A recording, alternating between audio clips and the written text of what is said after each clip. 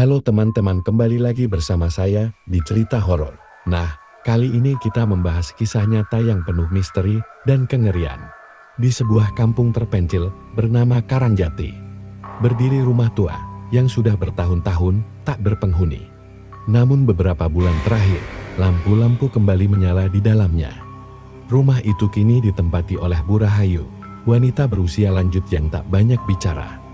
Warga mulai resah, bukan hanya karena penampilannya yang menyeramkan, tetapi karena sejak ia datang, banyak kejadian aneh mulai bermunculan. Ternak milik warga ditemukan mati mendadak dengan mata melotot dan lidah terjulur. Bayi-bayi menangis serentak di tengah malam tanpa sebab.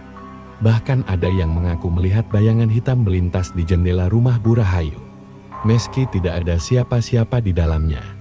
Desas-desus mulai menyebar Bu Rahayu adalah dukun santet. Beberapa tahun lalu, Bu Rahayu adalah bidan kampung yang disegani.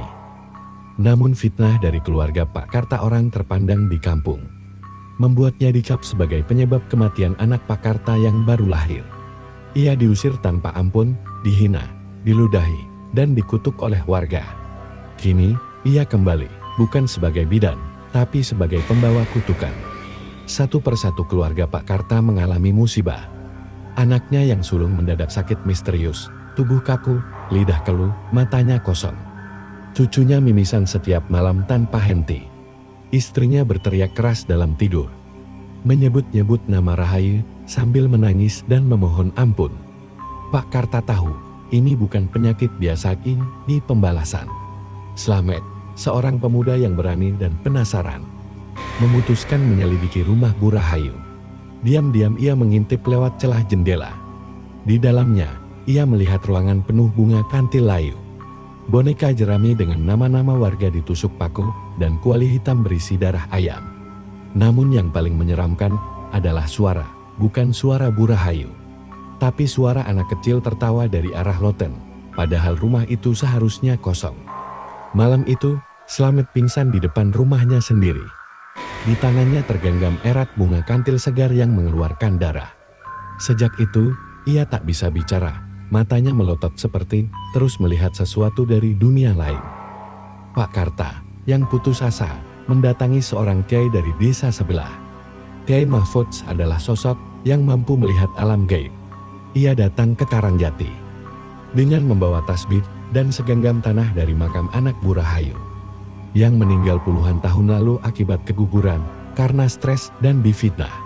Malam itu, mereka melakukan ruqyah di depan rumah Bu Rahayu. Angin menderu keras. Suara lolongan anjing menggema bersahut-sahut agan.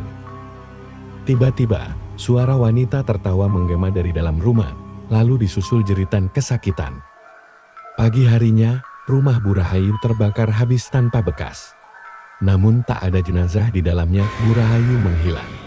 3 bulan berlalu, kampung Karangjati mulai tenang. Anak Pak Karta mulai sembuh, Slamet mulai bisa bicara walau terbata. Tapi malam-malam masih menyisakan horor. Beberapa warga mengaku melihat sosok perempuan tua berdiri di bawah pohon beringin, memeluk boneka jerami sambil menyenandungkan lagu Nina Bobo. Bau kembang kantil kembali tercium setiap malam Jumat Kliwon. Dan yang paling membuat bulu kuduk berdiri, tanah bekas rumah Bu Rahayu. Tidak bisa ditanam apapun, apapun yang ditanam akan layu dan membusuk. Warga akhirnya paham, dendam yang tumbuh dari luka takkan pernah benar-benar mati. Ia hanya menunggu waktu untuk kembali menuntut balas. Itulah kisah misterius dari desa Karangjati. Tentang dendam lama yang tak pernah pada, tentang bisikan gaib yang terus terulang, dan tentang kegelapan yang menyamar dalam kesunyian. Apakah semuanya sudah berakhir? Ataukah itu baru permulaan?